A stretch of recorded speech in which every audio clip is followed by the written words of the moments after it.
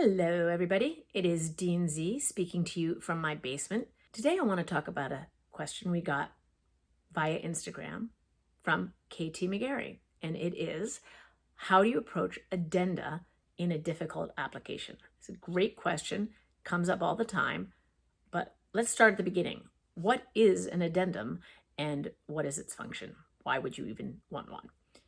Every application is probably going to have a few points to it that are not completely obvious to an external reader who doesn't already know you, elements of your story that are just sort of assumed. That's okay. But if some of those elements are bigger questions, things that are really going to weigh on a reader's mind, you might want to explain them. And an addendum is the way that you do that. What are some examples?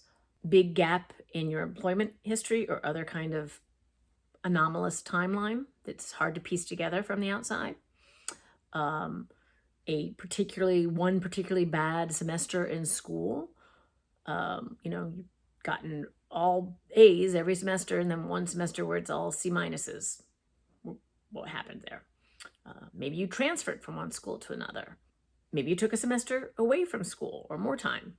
Maybe there's a job that you left quickly. Of course, misconduct, which I covered in episode 6, that is an example of something that you need to address in an addendum, but we won't get into that today.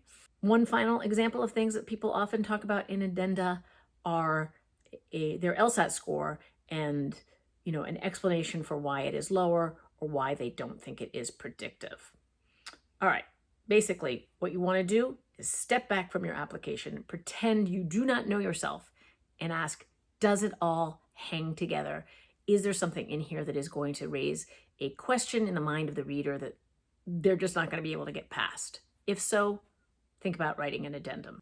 Now, there are a couple other ways before we move on to how to handle the addendum. There's a couple other ways that you might want to address a question like this. You could ask a recommendation letter writer to tell the story in the letter.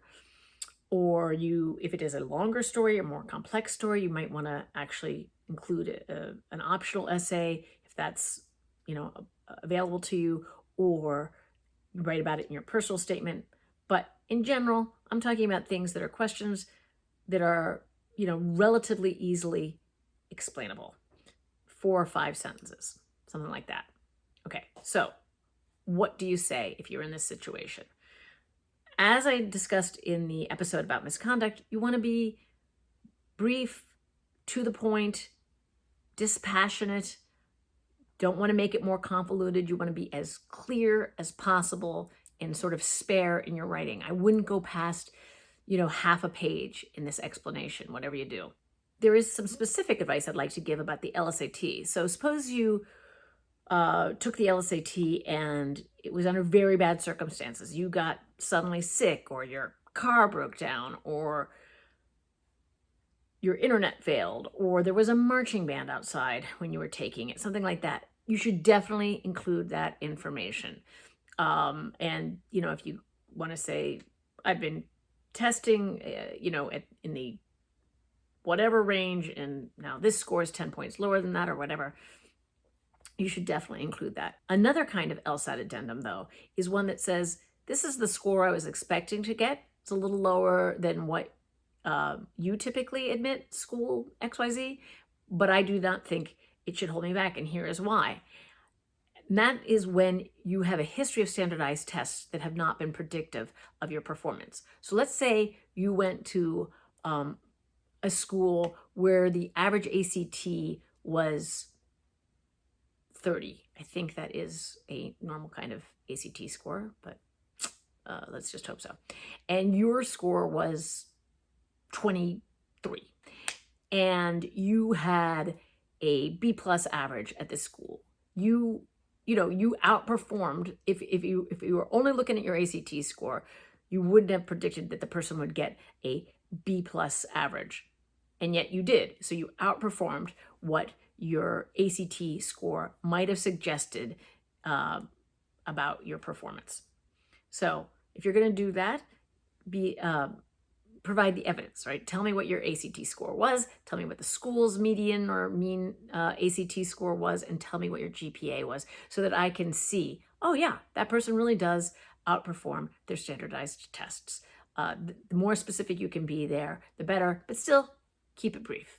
Okay, there's a trade-off when you're doing an addendum between how important the question is that you are trying to explain away and how easy it is to explain.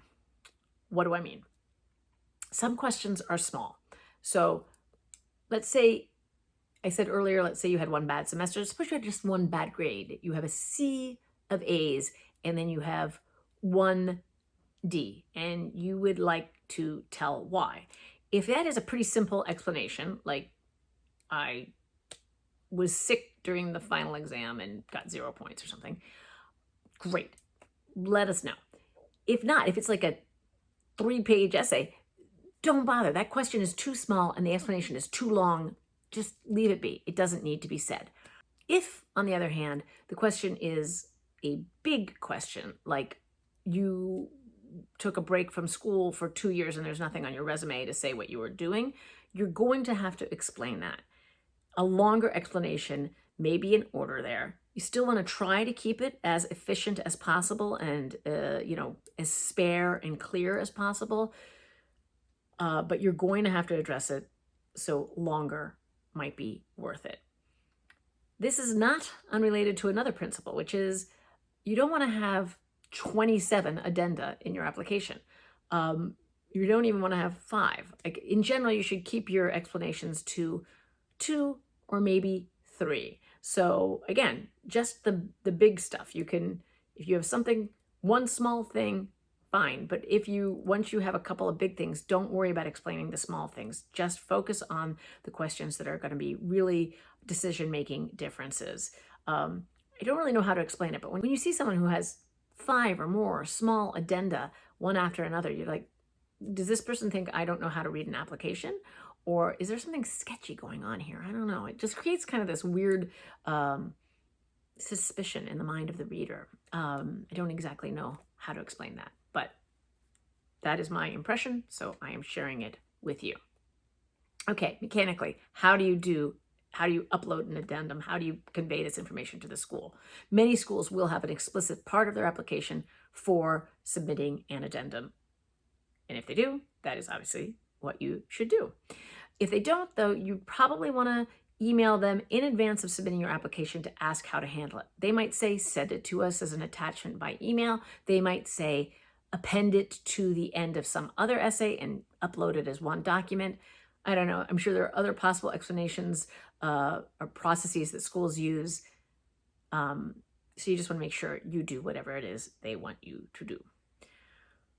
Okay, that is about all I have to say about that. So now let's move on to the exciting grammar portion of our episode. Today I want to talk about the word impact. Impact can be either a verb or a noun. It is good as a noun. It is bad as a verb. That's a controversial hot take, as they say. In fact, I just recently learned that my very beloved assistant director, Alice, she thinks impact is fine as a verb, which is, I don't know, my world it's rocking me. So, but I didn't even have this bias. I didn't even know that impact as a verb was a problem until I wrote a paper in law school that I'd otherwise done well on, but this professor circled my use of impact and said, like, this is the worst. I did not get a worse grade because of it or anything, but it really stuck with me. I don't even actually remember what the topic of the paper was, but I remember we are supposed to hate the word impact as a verb. Now, to be clear, this ship has sailed. Dictionaries everywhere say that you can use impact as a verb. But, just understand that you're going to give some old fuddy-duddy pain, possibly, if you do. Occurs to me I should give an example. So impact is a synonym for effect with an E or affect with an A. When it's effect with an E, you're using it as a noun. And when it's affect with an A, you're using it as a verb. So let's give an example. Your terrible grammar has a negative impact on me. That's correct, because you can, and then you'd say it has a negative effect with an E on me. Or you could say, your terrible grammar impacts me negatively. That's disgusting. That's using impact as a verb. Ugh. We hate that, right? Anyway, okay, one more topic, actually, a bonus topic today. We are going to take another question from Instagram from LBC, a particular glorious alum from the DC area who asks, who, Dean Zierfuss, is your favorite alum? Now, this was an exciting question because there are so many to choose among. There are my classmates, for example. 3 of my closest friends in the world are people I went to law school with. And my closest friend from college went to Michigan after I went there. Another alum possibility. Or they're the famous ones. There's Justice Frank Murphy, who wrote a beautiful dissent in the Korematsu case. Terrible case, great dissent. Or Clarence Darrow, a famous social justice warrior. All of these, so many possibilities. Of course, there are the really great friends I have made from people whom I have admitted. But then I realized the answer is right before me, literally staring me in the face right now. It is me, the greatest love of all. I am my own favorite alum. Thanks for asking, LBC. All right, that's all I got. Would love to hear your feedback and suggestions. Please put any questions you have in the comments below, or send us an email to law.jd.admissions@umich.edu and put vlog in the subject line, or send us a sassy comment on Instagram. That's always possible too. And if you found this helpful, you might want to check out my blog. There's a link below to that as well. Finally, thank you for bearing with me always, to Tustin Johnston. Wherever you go, go blue.